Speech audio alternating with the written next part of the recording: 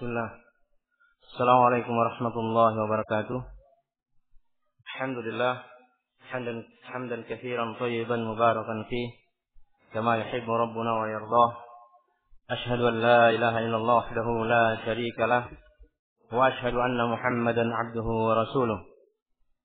Allahumma shalli ala Muhammad wa ala ali Muhammad kama shallaita ala Ibrahim wa ala ali Ibrahim innaka Hamidun Majid. Amma ba'd. Judul kita pada kesempatan ini yaitu hanya dengan sunnah Rasulullah, ilmu agama dan sunnah Rasulullah kita bisa mencapai kedamaian, keamanan, kebahagiaan dan kewibawaan dunia dan akhirat. Bahwa sebenarnya seluruh yang telah dijelaskan tadi adalah arah ke sana. Dan itu telah mencukupi insyaallah. Penjelasan tentang sunnah dan juga semangat tentang ilmu itu seluruhnya arahnya adalah untuk mencapai hal tersebut. Oleh karena itu mungkin kita hanya akan membuat faedah singkat dari pembahasan ini. Karena apa yang telah dijelaskan dari seluruh pembicara tadi dari awal sampai 7. Ini yang keberapa ini? 8. Itu insyaallah adalah modal besar untuk memulai sesuatu yang besar juga. Bahagia dunia dan akhirat. Allah Subhanahu wa taala berfirman, "Wa may yuti'illaha wa rasulahu faqad faza fawzan 'azima." Siapa yang taat kepada Allah dan Rasulnya, maka dia telah mendapatkan kemenangan yang besar, pasti dan besar di dunia dan di akhirat. Dan ilmu agama dan sunnah Rasulullah itu seluruhnya adalah ketaatan kepada Allah dan Rasulnya. Allah Subhanahu wa taala mengkabarkan, "Wa basyiril ladzina amanu wa 'amilus solihati anna lahum jannatin tajri min tahtiha al-anhar khalidina fiha." Berikanlah berita gembira kepada orang-orang yang beriman, berilmu dan beramal soleh, bahwa Allah menyediakan kepada mereka surga yang mengalir di bawahnya sungai-sungai. Harapan dari setiap orang yang menginginkan kebahagiaan dunia dan akhirat. Oleh karena itu maka insyaallah kita akan hanya membuat suatu kaidah saja agar pembahasan menjadi singkat, karena insyaallah waktu juga sudah mencapai kepada ujungnya. Hanya saja kita sampaikan bahwa sebagian orang salah paham ketika kita mengajak dia kepada ilmu agama dan sunnah Rasulullah. Ada yang mengatakan, jadi nanti kita jadi ustaz semua. Oh, tidak. Atau dia mengatakan, istilahnya orang selatan, orang bilang, ajuba-juba orang. Seperti ini semuanya. Jadi, harus pakai jubah semuanya kalau sunnah Rasulullah. Atau ada juga yang bilang, wah kalau begitu di masjid terus, mengaji terus. Begitu, sholat terus. Ada juga yang mengatakan, jadi kita tidak bisa teknologi lagi kalau begitu. Karena sunnah Rasulullah. Karena ada juga yang memberikan pemahaman sunnah Rasulullah, artinya yang dilakukan Rasulullah. Begitu. Sehingga jangan begini, jangan begitu. Dan alhamdulillah ada Pak Umar. Bukan dia. Beliau adalah tidak harus di masjid terus, tapi pengurus masjid. Demikian pula yang lainnya. Beliau memiliki banyak manfaat bagi kaum muslimin. Belum lagi kalau kita melihat Rasulullah sallallahu alaihi wasallam. Beliau adalah pedagang, bahkan pemimpin dunia. Pemimpin pemerintah. Beliau adalah panglima perang. Panglima perang. Demikian pula kalau kita melihat siapa? Khulafaur Rasyidin. Pernahkah ada seorang pemimpin sekarang ini yang memiliki kekuasaan seluas Umar radhiyallahu anhu? Dan setelahnya beliau menguasai Afrika, seluruh Arab, sebagian Asia dan yang lainnya. Maka adakah yang memiliki kekuasaan sebesar ini? Setelah itu dia menghafal Al-Quran, dia di masjid juga, sholat malam, dia seorang ulama, seorang tukang fatwa, seorang qadi.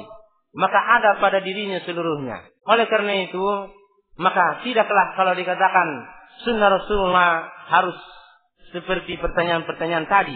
Walaupun mungkin sebagiannya bisa kita lakukan. Karena para sahabat juga pakai jubah begini pergi berperang dan mengalahkan orang-orang Eropa. Kekuasaan sahabat ketika itu orang-orang mulia sampai di Eropa, Portugis dan mendekati Perancis. Pernahkah kita membayangkan dari kaum muslimin di Indonesia ini melakukan seperti ini? Mungkin tidak. Tapi mereka adalah penghafal Al-Quran. Mereka adalah orang-orang yang sholat malam. Mereka juga orang-orang yang sholat berjamaah. Sehingga harus diluruskan. Apa itu? Kembali kepada Al-Quran dan hadis. Kembali kepada sunnah Rasulullah. Yaitu sebagaimana yang telah dijelaskan oleh para pembicara sebelumnya. Kita cukup belajar agama. Paham, mengetahui apa itu perintah dan larangan, kita amalkan.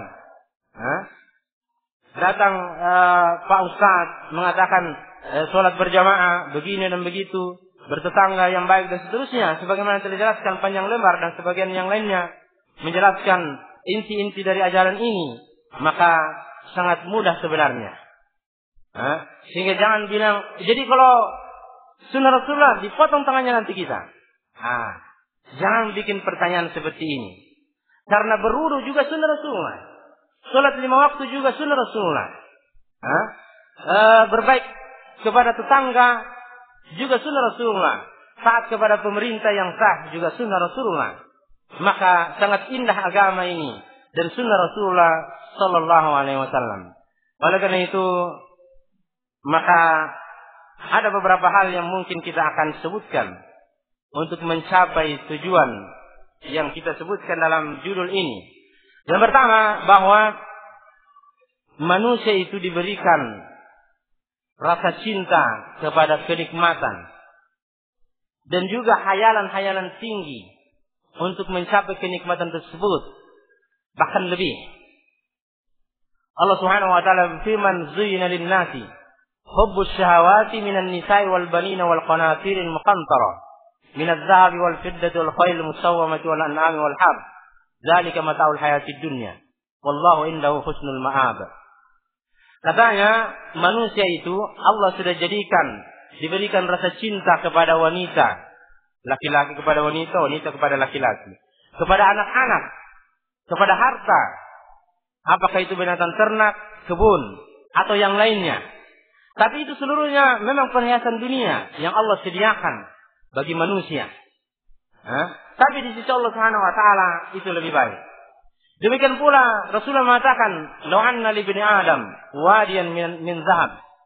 Seandainya saja katanya, ada anak manusia, ada seseorang memiliki satu lembah emas. Tidak bisa? Tidak bisa, tapi diandaikan saja menunjukkan bagaimana cintanya manusia itu kepada harta. Memang itulah sifat dasar manusia. Maka dia mengharap punya dua. Maka dia sudah punya Jupiter, apa itu? Z. Wah, ada lagi katanya Jupiter MZ atau apakah? Tidak tahu saya.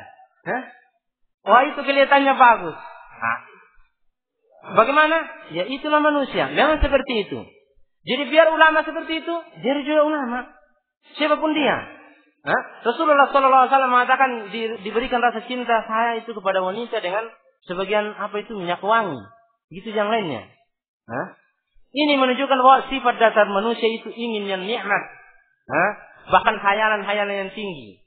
Saya pernah melihat suatu tulisan atau gambaran katanya dia ingin melihat suatu kehidupan seluruhnya damai begitu, sehingga digambarkan anak-anak menari begitu, dengan bunga-bunga, tidak ada kesulitan, tidak ada beban, tidak ada orang bertengkar, tidak ada orang berkelahi, tidak ada perang. Dia ingin hidup seperti itu. Ini menunjukkan bahwa manusia diberikan hayalan untuk itu. Hanya saja dikatakan bahwa sebagian hayalan itu tidak bisa tercapai di dunia. Allah telah menyediakannya nanti di akhirat bagi orang-orang yang bertakwa. Syahidnya kita adalah manusia menginginkan kenikmatan. Di antara kenikmatan tersebut kedamaian, ketenangan, kebahagiaan dan segala hal yang dia butuhkan. Faedah kedua mungkin yang bisa kita sebutkan adalah bahwa seluruh apa yang terjadi di dunia ini adalah ketentuan Allah. Itu yang disebut dengan takdir. Wa kullu syai'in khalaqnahu biqadar. Segala sesuatu itu kami ciptakan dengan takdirnya. Segala sesuatu adalah menurut ketentuan Allah. Oleh karena itu, ini termasuk rukun iman yang harus dipercaya oleh setiap muslim. Rukun iman keberapa itu? Itu rukun iman. Takdir. Yang keenam. Yang keenam. Maka setiap muslim harus percaya ini. Segala sesuatu yang terjadi di dunia adalah ketentuan Allah. Oleh karena itu, kebahagiaan, kedamaian, kemenangan, kewibawaan, keberhasilan, segala yang merupakan khayalan kita yang ingin kita capai di dunia itu, kita harus ketahui itu adalah takdir Allah, ketentuan Allah. Kalau Allah mau terjadi, kalau tidak, tidak. Wa ma tasha'una illa ayyasha Allah. Tidaklah yang kalian inginkan itu seluruhnya kecuali apa yang diinginkan oleh Allah Subhanahu wa ta'ala. Ini kaidah yang kedua. Demikian pula perlu kita ketahui bahwa kalau seseorang ingin berhasil dalam sesuatu urusan, biasanya sebelum dia melakukan proses, dia ingin mengetahui dulu siapa pengambil keputusan. Mau proyek, siapa dulu yang akan bertanda tangan? Siapa yang menentukan? Maka dicari dulu datanya, siapa itu? Setelah itu sudah tahu dia, apa hobinya, apa kesukaannya, apa maunya. Biasanya dia begini dan begitu. Itu yang dicari. Supaya kita bisa melakukan negosiasi dan yang lainnya. Nah, itu biasanya. Seperti itulah manusia. Barulah setelah itu dia melakukan proses, menjalani hal tersebut untuk mencapai tujuannya. Tidak langsung-langsung. Boleh saja, tapi biasanya gagal. Nah, begitu langsung proses, jalani saja, tidak usah ada itu. Tidak bisa. Apalagi kondisi sekarang ini. Semuanya harus kita mengetahui siapa yang mengambil keputusan dalam hal tersebut. Barulah setelah itu kita menjalani proses. Oleh karena itu maka manusia menginginkan kedamaian. Manusia menginginkan keberhasilan. Manusia menginginkan kebahagiaan. Seluruhnya. Ini sifat dasar manusia. Manusia ingin dikatakan berwibawa. Walaupun mungkin di rumahnya saja. Kalau suami kepada anak dan istrinya. Pasti dia mau berwibawa. Dianggap. Sehingga kalau kamu tidak taat lagi berarti tidak anggap lagi saya suami. Nah, begitu dia bilang. Demikian pula pada tingkatannya berikutnya. Dari sini sampai ke atas. Semuanya ingin berwibawa. Dan segala hal. Sampai kepada lawannya dan musuhnya. Sehingga untuk mencapai hal tersebut kita harus tahu siapa yang menentukan hal ini. Maka Allah Subhanahu wa ta'ala yang menentukan segala sesuatu. Ini proses kedua, faedah kedua. Kalau begitu, kalau Allah yang menentukan segala sesuatu, apa yang kita lakukan? Carilah apa maunya Allah. Kamu sekarang ingin mendapatkan kebahagiaan, kemenangan, wibawa, dan segala apa yang kamu hayalkan di dunia dan di akhirat. Kamu cari kepada syaitan, kepada yang lainnya, tidak mungkin. Karena yang menentukan itu adalah Allah Subhanahu wa ta'ala. Maka kaidahnya sekarang adalah kita harus mengetahui apa yang diinginkan oleh Allah Subhanahu wa ta'ala dalam hal ini. Oleh karena itu sudah lewat tadi. Yang disebutkan oleh para pembicara bahwa ilmu agama dan sunnah Rasulullah sallallahu alaihi wasallam itu adalah proses yang harus kita jalankan untuk mencapai ridha dan kecintaan Allah Subhanahu wa ta'ala kepada kita. Setelah itu nanti Allah akan mentakdirkan, menentukan segalanya kepada kita mencapai kebahagiaan tersebut. Inilah. Oleh karena itu maka pengambil keputusan dari seluruhnya itu adalah Allah Subhanahu wa ta'ala. Kita harus mencari ridha Allah. Kita harus mengetahui apa yang dicintai oleh Allah. Kita harus mengetahui segalanya. Dan itu hanya bisa kita capai dengan ilmu agama dan sunnah Rasulullah sallallahu alaihi wasallam. Oleh karena itu maka yang terakhir adalah untuk hal ini kita menginginkan kepada seluruh lapisan masyarakat, pribadinya, demikian pula siapa saja yang ada di dalamnya, para penguasanya, demikian pula para tokohnya dan yang lainnya untuk bekerja sama dengan seluruhnya bagaimana ilmu agama ini dan sunnah Rasulullah sallallahu alaihi wasallam bisa kita pelajari dan bisa kita terapkan dalam kehidupan kita. Kenapa? Karena masyarakat dan negara dilihat kepada individunya. Siapa di dalamnya? Siapa di dalamnya? Masyarakatnya, orang-orangnya. Maka kalau setiap orang atau kebanyakannya memahami ilmu agama ini dan menerapkan sunnah Rasulullah sallallahu alaihi wasallam, maka secara otomatis Allah Subhanahu wa taala akan menjadikan bahagia, menjadikan tenang, menjadikan damai, dan demikian pula menjadikan berwibawa. Sehingga disebutkan di dalam kisah dan pernah juga kita sebutkan dalam beberapa daurah bahwa Herakl ini kedatangan surat dari Rasulullah sallallahu alaihi wasallam. Panjang ceritanya. Kemudian dia mengatakan, saya ingin mengetahui orang ini, yaitu Rasulullah sallallahu alaihi wasallam. Bagaimana caranya? Cari orang di tempat ini yang sama berasal dari tempatnya itu orang. Siapa? Orang Arab. Dipanggillah. Kebetulan yang datang ketika itu berdagang di Syam, Abu Sufyan.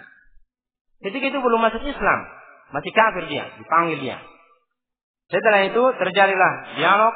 Kemudian mengatakan, saya ingin kamu berbicara jujur. Maka kalau dia dusta, orang-orang bersamanya itu bilang dusta.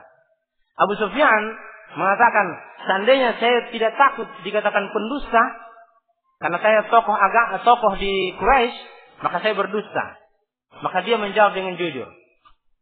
Di antara pertanyaannya adalah, apa yang diperintahkan oleh Nabi itu? Ini, Herakl ini, membuat pertanyaan singkat, sedikit, tapi mengena. Dan memang itu adalah pas. Kenapa bisa?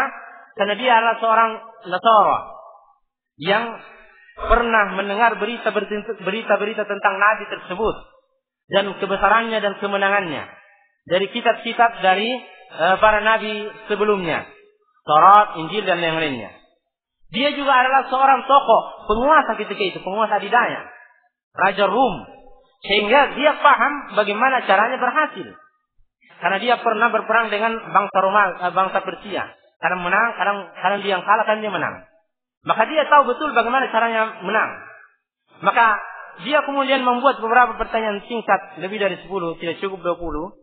Di antara pertanyaan tersebut adalah, apa yang dia perintahkan kepadamu? Maka jawabannya Abu Sufyan, dia memerintahkan kepada kami untuk hanya menyembah Allah dan meninggalkan kesyirikan, hanya taat kepada Allah dan tidak taat kepada selain Allah Subhanahu wa taala. Kalau bermaksiat kepada Allah Subhanahu wa taala, memerintahkan kepada kami untuk menjaga iffah, kehormatan diri, memerintahkan kepada kami untuk bersedekah, jujur dan seterusnya. Kemudian dia jawab terus, yang singkatnya adalah mengikuti ajaran Rasul tersebut. Maka setelah beberapa pertanyaan dia mengatakan, kalau betul apa yang kamu sampaikan ini, maka dia akan menguasai tempatku ini. Dia akan mengalahkan aku. Seandainya saya bisa sampai ke sana, saya akan datang ke sana, saya cuci kakinya itu orang. Kalau betul apa yang kamu sampaikan. Hanya saya kisahnya panjang, dia tidak sempat sampai ke sana. Maka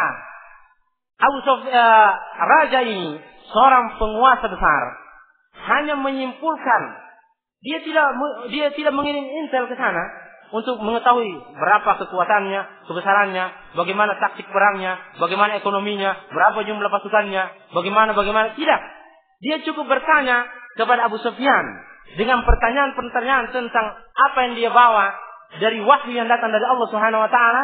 Maka dia mengatakan, kalau betul dia akan mengalahkan saya. Dan betul, kemudian Allah Subhanahu wa taala menjadikan Islam menguasai tempatnya, Syam, bahkan lebih dari itu sampai ke Eropa dan mendekati Prancis dan seterusnya. Maka ini insyaallah sebagai rahasia dan juga faedah.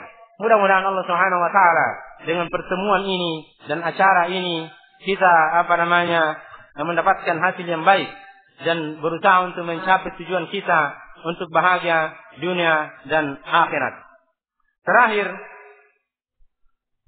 bahwa Saya sebagai penanggung jawab dari acara ini mengucapkan terima kasih kepada siapa saja yang membantu dan menjadikan kegiatan ini berjalan dengan lancar. Mudah-mudahan Allah Subhanahu wa taala memberikan pahala yang besar dan keikhlasan yang tinggi dan menjadikan kembali kita bersaudara di dunia dan bersaudara di akhirat, bahagia di dunia dan di akhirat. Yang kedua, kalau terjadi ada kekurangan pada acara ini dalam bentuk apapun, maka atas nama panitia kami memohon maaf kepada seluruhnya. Mudah-mudahan Allah Subhanahu wa taala memaafkan kesalahan tersebut dan juga menjadikan hal ini sebagai pendorong bagi kita untuk melakukan yang terbaik pada kesempatan berikutnya. Maka sampai di sini insyaallah acara kita insyaallah akan ditutup oleh Pak Umar insyaallah. Setelah itu kita akan berpisah. Mudah-mudahan kita akan kembali bertemu apakah di tempat ini atau tempat lainnya. Sampai di sini insyaallah. Subhanakallahumma hamdik asyhadu an la ilaha illa anta astaghfiruka wa atubu ilaik. Assalamualaikum warahmatullahi wabarakatuh.